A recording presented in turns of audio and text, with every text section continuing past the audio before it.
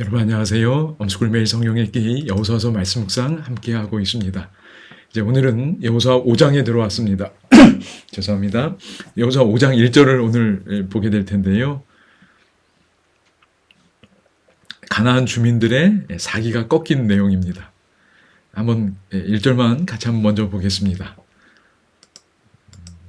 요단 서쪽에 아모리 사람의 모든 왕들과 해변의 가나안 사람의 모든 왕들이 여호와께서 요단물을 이스라엘 자손들 앞에서 말리시고 우리를 건너게 하셨음을 듣고 마음이 녹았고 이스라엘 자손들 때문에 정신을 잃었더라.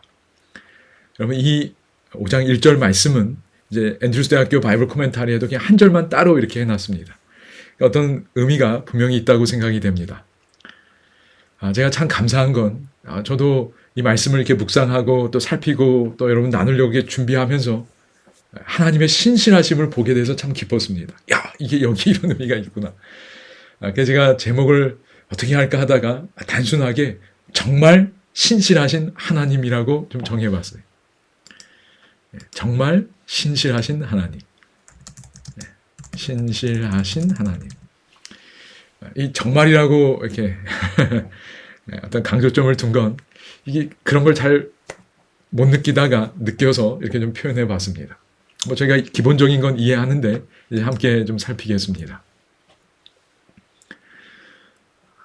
이제 이 5장 1절은 가나안 정복을 위하여 하나님이 요단강을 건너게 하신 그 사건의 여파를 보여줍니다. 말 그대로 한마디로 얘기하면 이 가나안 지역의 그 왕들이 모든 사람들이 두려워했다는 겁니다. 하나님이 행하신 일을 보고 두려워했다는 거지. 그런데 이제 조금만 더 자세하게 보겠습니다. 특별히 짧으니까 조금만 더 볼 텐데요. 이건 제가 지난 시간에 여러분이 미리 생각하시도록 말씀드렸던 내용인데 조금 이따가 보겠습니다. 그럼 여기 요단 서쪽이 나오고 그 다음에 해변이 나옵니다. 그래서 요단 서쪽에 아모리 사람의 모든 왕들 그리고 해변에 가나안 사람의 모든 왕들. 그래서 여기 그 가나안 땅을 크게 두 구역으로 나누는 걸 보게 됩니다. 요단 서쪽은 어디냐면 가나안의 내륙 산지를 의미합니다. 그리고 여기 나온 해변은 지중해 연안 평야 지역입니다.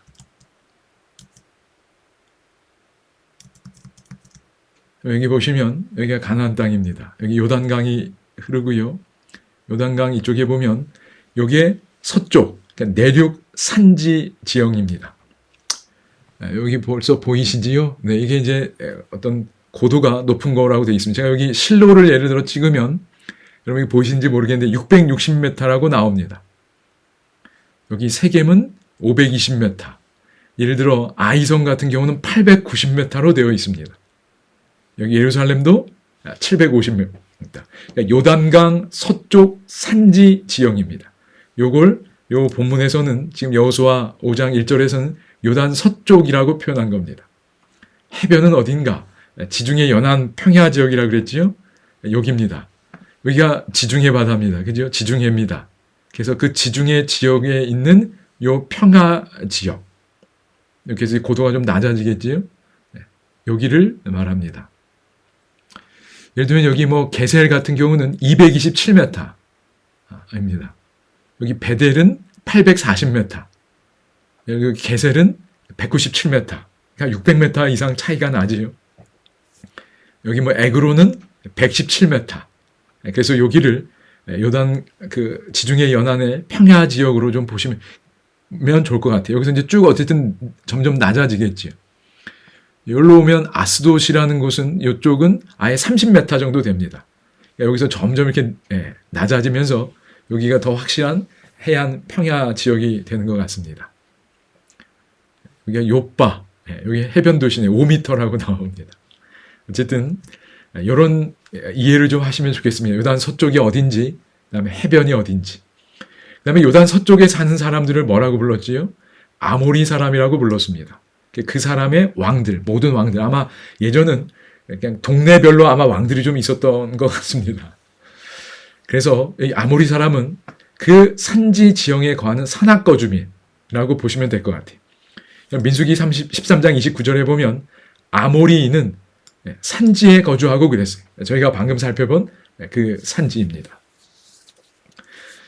그 다음에 해변은 뭐라고 불렀냐면 가나안 사람이라고 불렀어요. 그러니까 가나안 사람의 모든 왕들이. 그러니까 뭐 전체를 가리키기도 하고 그 특정 지역에 또 사람들을 가리키기도 하는 것 같아요. 그래서 여기 가나안 사람 보면 어원적으로 보면 낮은 땅의 사람을 의미한다고 합니다. 저희가 방금 봤었지요. 그런 낮은 땅의 사람들을 가나안 사람이라고 어원적으로 부를 수 있다는 겁니다. 지중해 연안과 요단 계곡 평야지대에 거주하던 족속. 그래서 아모리 사람과 함께 가나안 땅의 대표적인 원주민으로 언급된다고 합니다.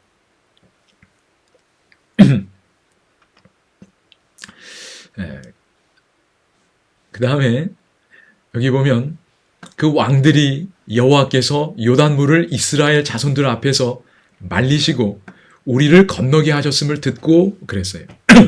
여기 보시면 우리라고 해서 마치 그러니까 이스라엘 백성들의 입장에서 기록된 것 같은데 이 원문을 보면 뭐 번역 제가 어떤 게 맞다 틀리다 이렇게 판단할 수는 없지만 이런 표현도 가능하다는 건 여러분이 기억하시면 좋겠습니다. 그들 혹은 이스라엘 백성 그러니까 우리가 아니고 말리시고 그들을 건너게 하셨음을 듣고 이렇게 표현하는 거지. 좀 더 어떤 객관적 보고의 느낌입니다. 저희가 잠깐 좀 이렇게 상상해 보고 싶은 건 그럼 오늘날과 같은 상황 아니잖아요. 그죠? SNS, 뭐 유튜브 이런 거 없잖아요. 핸드폰 있는 것도 아니고. 근데 어떻게 이렇게 신속하게 전해졌을까? 아마도 분명히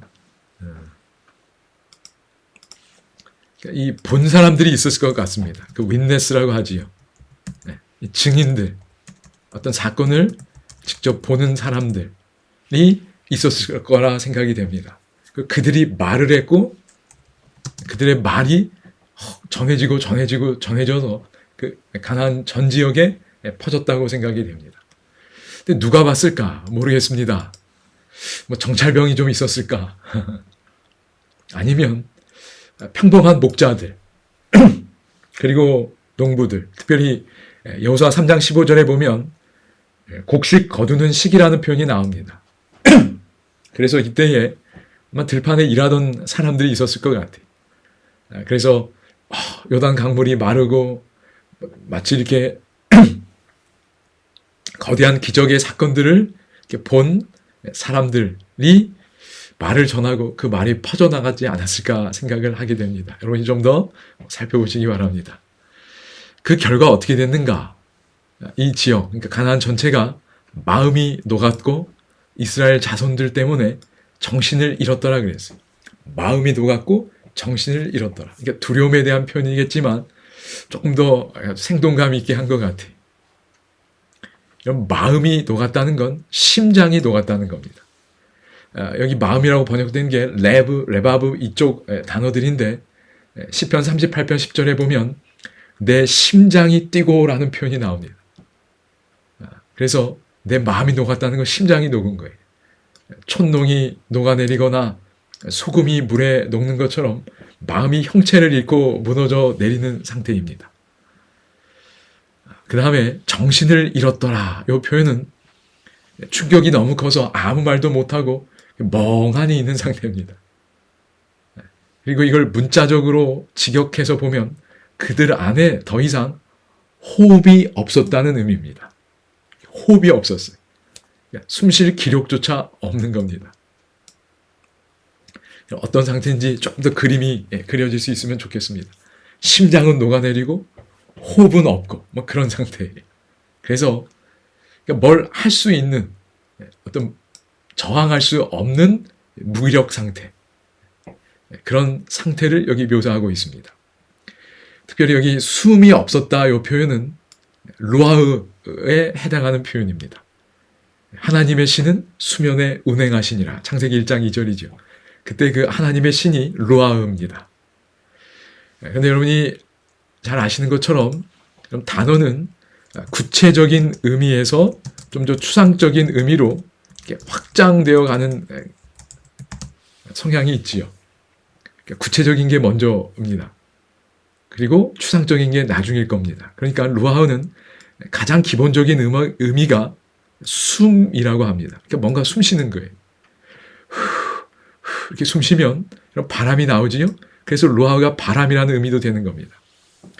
그리고 그것이 이제 하나님과도 연관이 되어서 하나님의 신, 하나님의 영을 가리키는 표현으로도 이제 사용이 됩니다. 그럼 이스라엘 백성들이 이렇게 된 게 아니고 이스라엘 백성들이 싸울 그 대상들, 대적들이 이 상태가 된 겁니다. 제가 이 모습을 보면서 이렇게 좀 드는 생각은 이거 꼭 우리 모습 아닌가. 여러분이 그러지 않을 수 있기를 바랍니다. 그러나 때때로 오늘의 형편 속에 교회가 또 우리 성도들이, 그리스도인들이 자꾸 이렇게 마음이 녹아내리고 또 정신을 잃은 것 같은 어떤 용기나 도전할 힘을 자꾸 상실해가는 어떤 형편은 아닌지 모르겠습니다. 하나님의 군사로 정말 힘이 있고 질서 있고 용기 백배해야 되는데 그러지 못한 어떤 형편들 때때로 저희가 느끼게 됩니다. 그래서 이 모습 보면서 이게 우리들의 모습이 아니고 우리들이 싸워야 할 그 세력들, 악의 세력들의 형편이 될 수 있기를 소망하는 마음을 갖게 되었습니다. 어떤 영향을 끼쳤는지 쭉 그냥 제가 말씀을 드렸습니다. 이제 조금만 더 보겠습니다. 이건 좀 넘어가고요. 이들이 왜 이렇게 마음이 녹아내리고 숨쉴 기력조차 없었을까? 가장 중요한 것 중에 하나는 강이 범람하는 시기였습니다. 그렇지요? 도저히 건널 수 있을 거라고 생각하지 않았는데 그게 뚫린 겁니다. 그래서 이스라엘 군대 때문이 아니고 그들과 함께 계신 하나님의 손을 보고 두려움에 빠진 겁니다.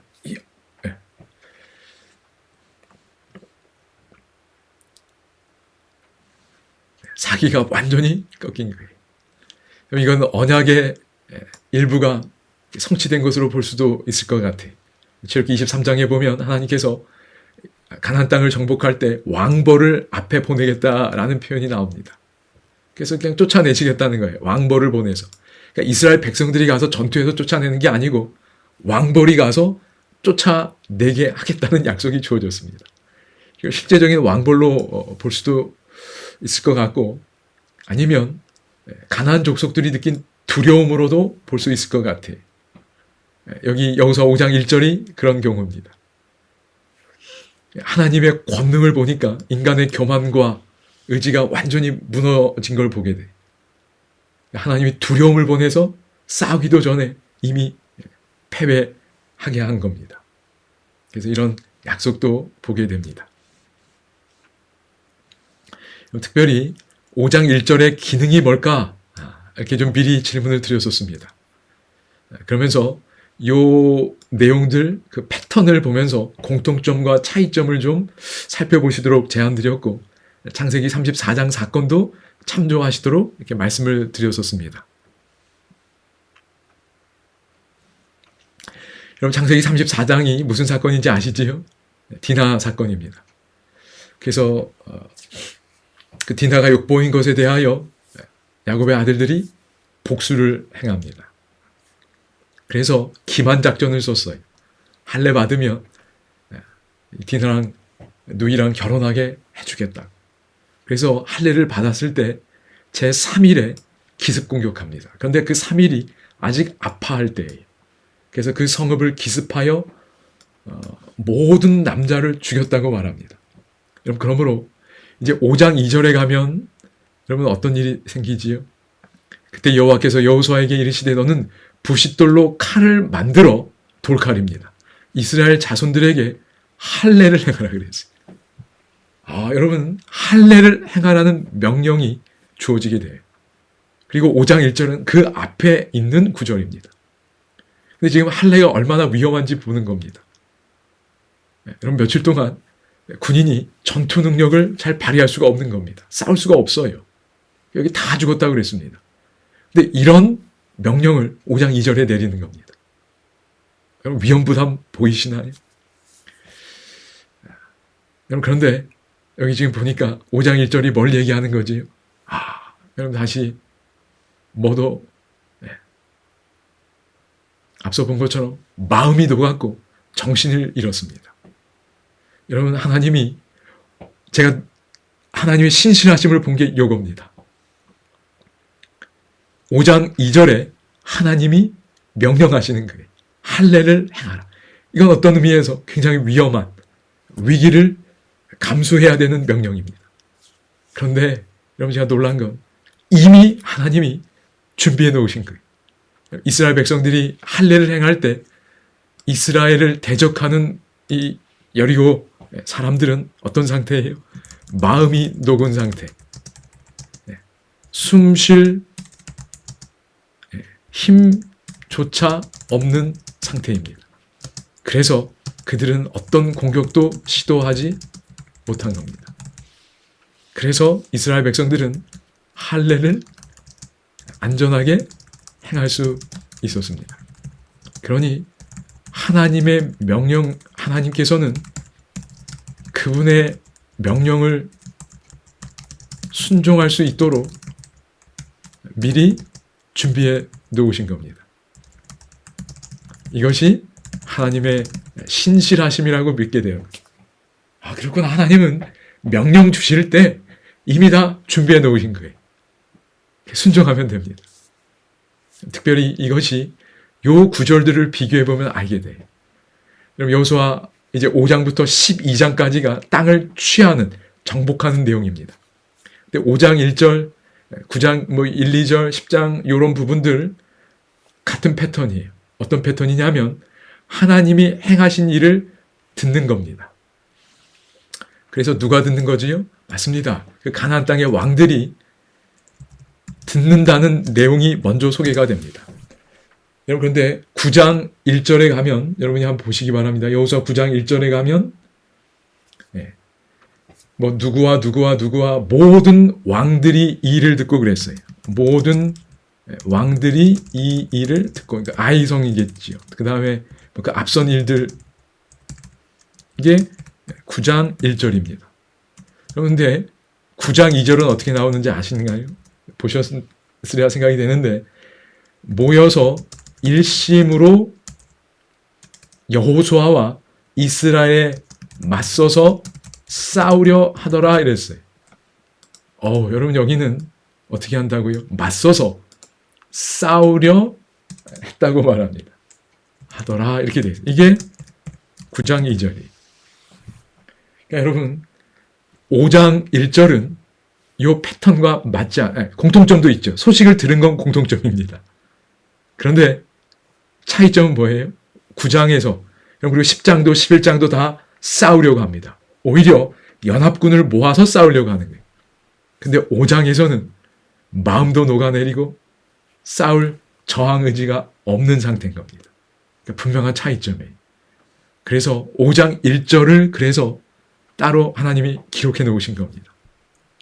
그러면 5장 1절은 5장 2절의 명령을 이룰 수 있는, 순종할 수 있는 준비가 이루어졌음을 보이는 겁니다. 그래서 하나님 5장 1절 하시고 5장 2절에 부싯돌로 칼을 만들어 할례를 행하라. 이 명령을 주신 하나님은 5장 1절을 이미 이루어 놓으신 하나님이십니다. 하나님 참 좋으신 분이에요. 정말 신실하신 분입니다. 오늘 우리 마음에 하나님을 향한 이 신뢰의 마음, 그리고 순종하고자 하는 그 마음, 하나님께서 이 구절을 통해 주실 수 있기를 바랍니다. 중심사상 보겠습니다. 저는 이렇게 좀 정리해 보았습니다. 두려움은 대적의 몫이지 하나님 자녀의 몫은 아니다. 여러분 기억하시고 두려움이 들 때마다 우리 하나님 신실함 생각하고 또 찬양하면서 하나님의 임재 속에 용기를 얻으실 수 있기를 바랍니다.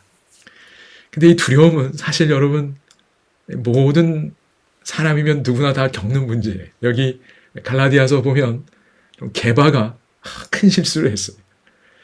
정말 어떻게 이럴 수 있지? 밥 먹다가 그냥 물러나다니요. 상대방에 대한 예의가 아니잖아요. 난 너랑 밥 먹을 수 없어.